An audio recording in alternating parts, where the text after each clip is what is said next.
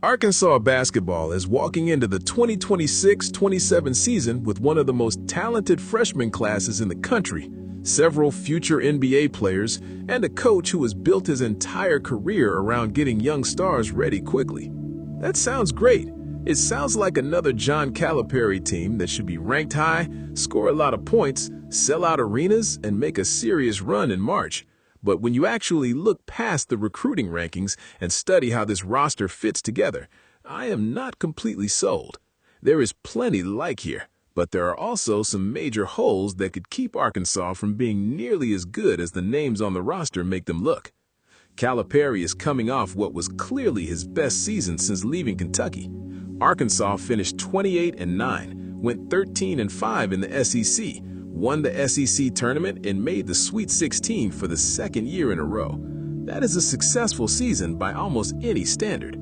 The problem is how it ended. Arizona beat Arkansas 109-88, and the Razorbacks looked completely overwhelmed once the game became physical. Arizona scored whenever it wanted. Arkansas could not control the paint, and one of the best seasons the program has had in years ended with a 21-point loss. Then almost everything that made that team dangerous disappeared. Darius Acuff Jr. is gone after putting together one of the greatest individual seasons in Arkansas history. He became a unanimous first-team All-American, won the Bob Cousy Award, earned SEC Player of the Year, and was selected 7th overall in the NBA draft. Malik Thomas left for the NBA. Trayvon Brazile was drafted. DJ Wagner transferred to Maryland. Carter Knox transferred to Louisville. Malik Ewin entered the portal, and Nick Pringle ran out of eligibility. Arkansas did not just lose a couple starters, it lost nearly every player who carried a serious role. That is why this season is not a normal reload. This is almost an entirely new team. Billy Richmond III is the only returning Arkansas player who had a major role last season. Everyone else either comes from another school, comes directly from high school, or spent last year playing very limited minutes. Calipari himself said Arkansas could have one of the youngest teams in the country. He also said the Bahamas exhibition trip was important because this group needs time to build chemistry before the real games begin. That tells you exactly where Arkansas stands. The talent is real, but the experience together is almost non-existent. The player Arkansas is building everything around is Jordan Smith Jr., and there is no question that he is a serious talent. Smith was the consensus National High School Player of the Year. As a senior at Paul VI, he averaged 26.6 points, 6.3 rebounds, 5.6 assists, and 3.2 steals, while shooting nearly 37% from three. He won at a high level, defended, handled the ball, and proved that he could be more than just a scorer. He is not entering college as some raw athlete who only looks good in highlight videos. He knows how to play. At 6'2" and around 200 pounds, Smith is also physically ready for college basketball. He plays through contact, gets downhill, and does not seem afraid of big moments. He can pressure the ball defensively, rebound better than most guards his size, and make the extra pass when the defense collapses. He fits what Calipari wants from the lead guard because he does not play slowly. Smith wants to push the ball, attack the paint, and force the defense to react. But there is a huge difference between being the best guard in high school and being the lead guard on a team trying to win the SEC. Smith is going from playing against teenagers to facing older guards who have spent 3, 4, or even 5 years in college. Every road crowd will be waiting for him. Every opposing coach will test his decision-making. Teams will make him use his weaker hand, defend him with different coverages, and force him to prove that he can consistently make shots from the outside. He may become a star immediately, but Arkansas is taking a serious risk by putting so much responsibility on a freshman. The unfair part is that Smith is not just replacing an average point guard. He's replacing Darius Acuff, a player who set Arkansas's single-season records for points and assists. Acuff could take over games late, create offense when the play broke down, and carry Arkansas through stretches when nothing else was working. Smith may eventually be that type of player, but expecting him to immediately give Arkansas what Acuff gave them is asking a lot. That is where Jeremiah Wilkinson becomes so important. Wilkinson arrives from Georgia after averaging 17.4 points per game and finishing 9th in the SEC in scoring. Before that, he averaged 15.1 points as a freshman at California and won ACC's Sixth Man of the Year. He already has more than 1,000 college points, and he has scored in double figures in 51 of his career games. Arkansas needed somebody who had already proven he could create his own offense against high-level competition, and Wilkinson gives them that. He can make difficult shots. He can pull up off the dribble, attack a defender who closes out too hard, and give Arkansas a scorer who is not afraid to take responsibility late in the shot clock. There will be games when the freshmen look uncomfortable, and Wilkinson is the one who keeps Arkansas alive. That may be his most important job. But Wilkinson is only around 6'1", and he is much more of a scorer than a traditional point guard. He averaged fewer than 3 assists at Georgia. He can handle the ball, but he is at his best when he is hunting his own shot. That means Arkansas will probably split the lead guard work between Wilkinson, Smith, and Richmond instead of having one clear floor general. That can work, especially when you're playing fast. It becomes more concerning in close games when Arkansas has to slow down, run something clean, and get the exact shot at once. Wilkinson may be the most proven scorer on the roster, but is he good enough to be the #1 option on a team that wants to reach the Final Four? That is where I start having doubts. He is a very good college player. I'm just not sure he is a true star at the level Arkansas had last season with Acuff. Billy Richmond may be the player who holds everything together. He averaged 11.2 points, 4.3 rebounds, and 2 assists last season, made the SEC All-Defensive Team, and gave Arkansas value in almost every area. Calipari calls him Billy Goat because of the energy he brings, and that description fits him. Billy plays hard, defends different positions, runs the floor, and makes plays without needing the offense built around him. He can guard point guards, wings, and some forwards. He can start the break after grabbing a rebound. He can cut behind defenders, finish around the basket, and help Smith when Arkansas needs another player to bring the ball up the floor. On a team this young, Richmond is probably going to be the voice everybody follows when things are going badly. The concern is his shooting. Richmond has never been someone defenses fear from the three-point line. When he is playing beside Smith, Andrews, or another inconsistent shooter, teams could back away and load up the paint. Arkansas wants to attack the rim, but that becomes much harder when 3 defenders already have 1 foot in the lane.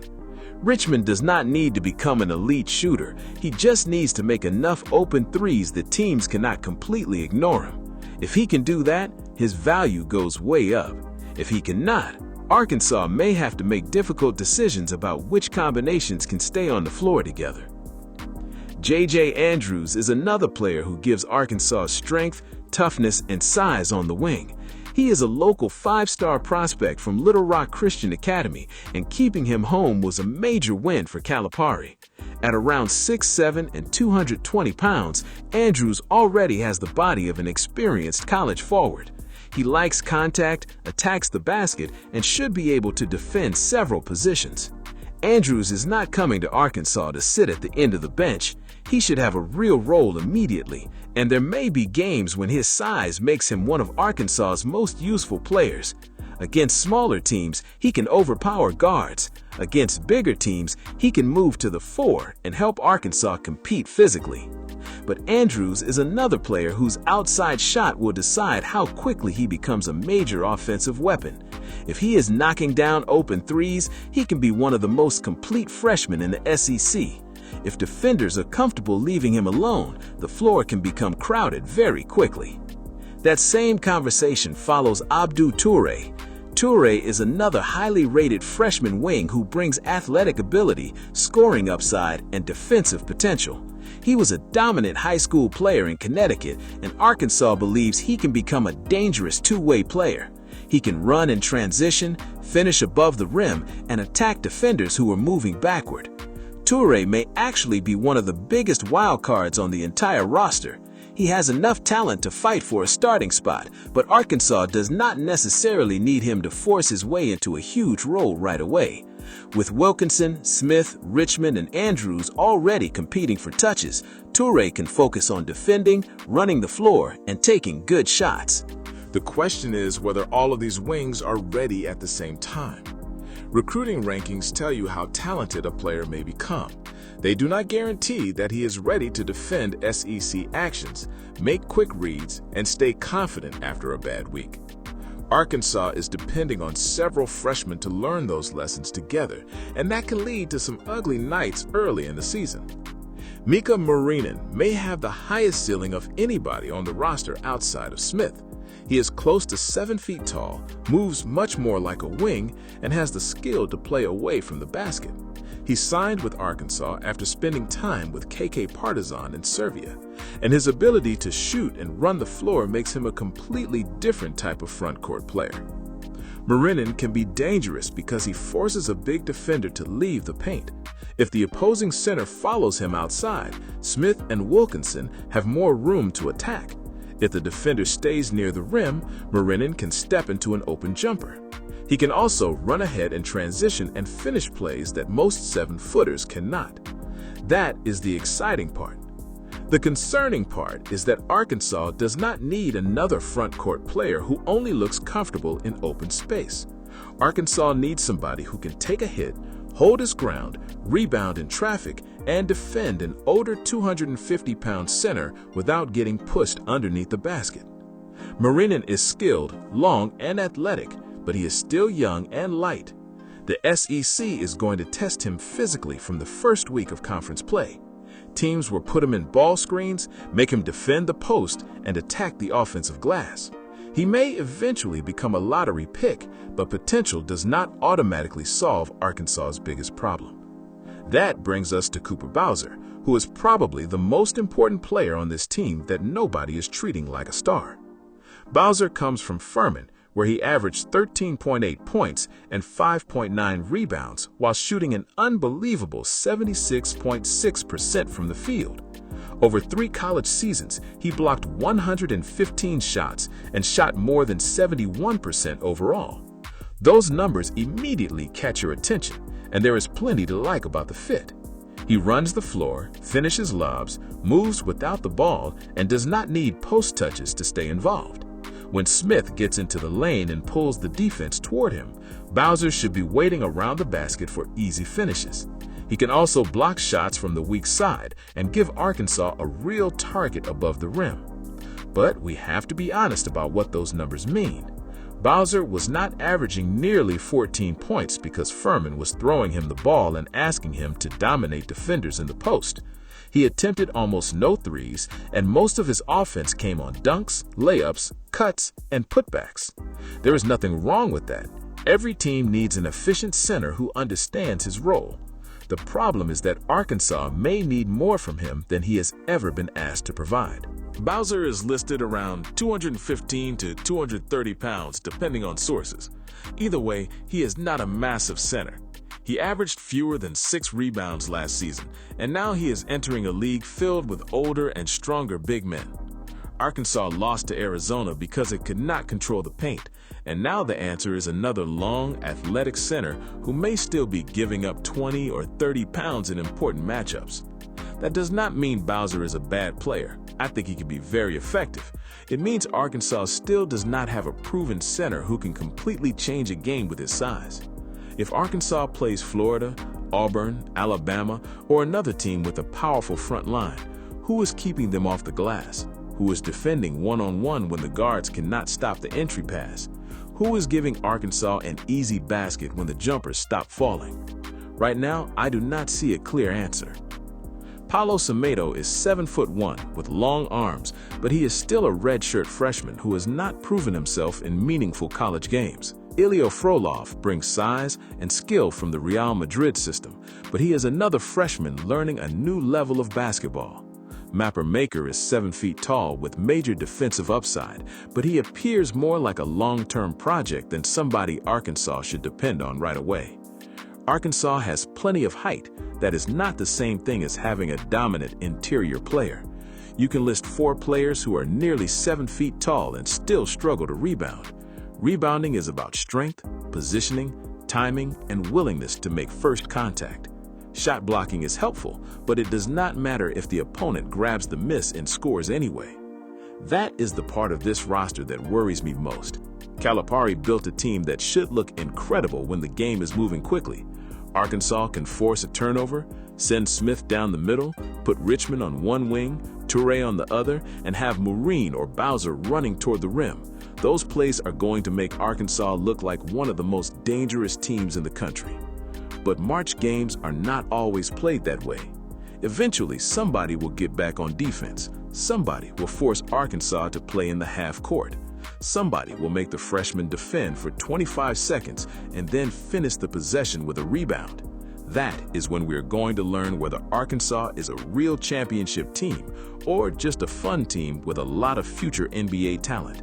Caleb Arrigu has been one of the names connected to Arkansas as a possible reclassification candidate. He would give the Razorbacks another athletics frontcourt player, but even he would still be a freshman. Arkansas needs talent, but it may need age and strength even more. As of early July, his decision remained open, with Arkansas and BYU viewed as serious possibilities. Offensively, Arkansas should be exciting. Smith and Wilkinson can both attack. Richmond and Andrews can cut and finish. Muurinen can pull a big man away from the basket, and Bowser can catch everything around the rim. Calipari wants to play quickly, spread the floor, and let his guards put pressure on the defense. The best version of this offense has 4 players who can grab the ball and start the break. It does not have to wait for the point guard after every rebound. Richmond can push, Smith can push, Toure can push. Even Muurinen can take a few dribbles and make a play. That style also hides some of the shooting concerns because Arkansas can score before the defense gets organized. The more the Razorbacks run, the less time the opponent has to stand in the paint and dare the weaker shooters to fire away. The danger is what happens when Arkansas starts missing shots. Wilkinson is the only proven high-level college scorer on the roster, and even he has never been the top player on a championship-level team. Smith may become that guy, but he has not played a college game. Richmond is at his best when he does not have to create everything. Muurinen, Andrews, and Toure are all unknowns at this level. That is why I'm not ready to call this an elite offense just because the roster is filled with 5-star recruits. There will be nights when they score 100 and look impossible to stop. There may also be nights when the spacing falls apart. The freshmen start forcing shots, and nobody knows who should have the ball with 2 minutes left. Defensively, Arkansas has a chance to be better than people expect. Smith can bother guards. Richmond is already one of the better defenders in the SEC. Andrews and Toure have the size to switch across positions. Muurinen and Bowser can block shots, and Semedo gives them even more length behind those two. Calipari has said that if Arkansas is not a great defensive team, he has not done his job. He believes this group has the size, physical ability, and competitive attitude to defend at a high level. The tools are definitely there. The issue will be communication. Young players make mistakes away from the ball. They lose shooters, react late to screens, and chase steals instead of staying solid.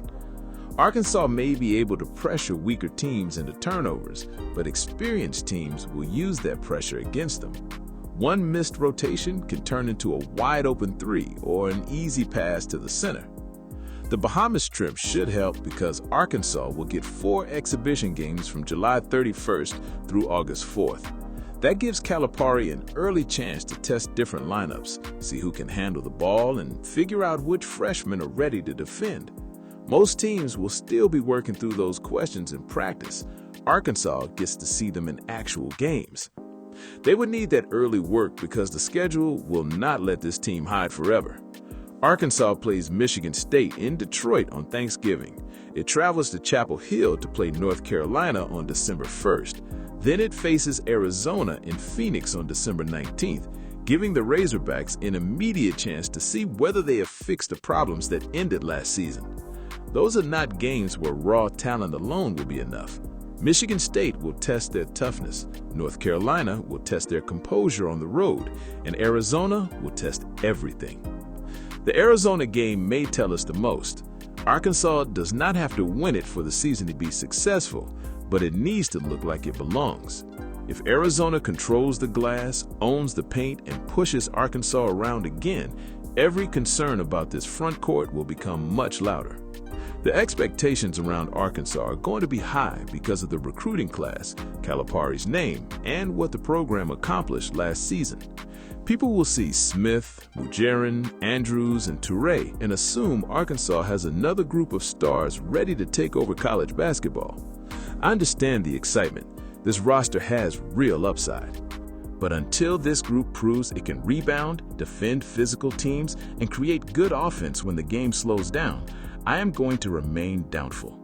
The rankings and five-star labels look impressive. The actual roster still feels young, thin inside, and short on proven star power. Calipari has given Arkansas another team with a high ceiling. Now he has to prove the foundation underneath it is strong enough to survive the SEC.